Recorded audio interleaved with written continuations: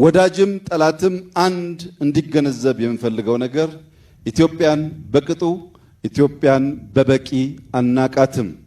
ኢትዮጵያ ከምታውቋት ያለፈች ሀገር ናት።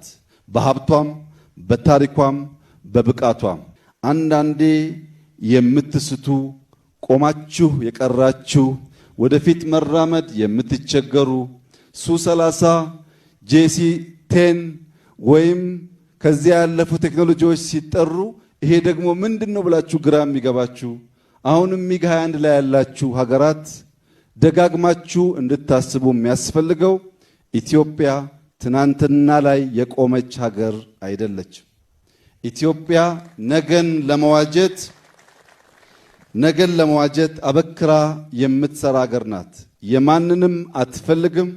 የራሷን በየዋህነት በተላላ በአጭር ጊዜ ድል አሳልፋ አትሰጥም። የተሰጠ ካለም ማወራረዷን አትተውም።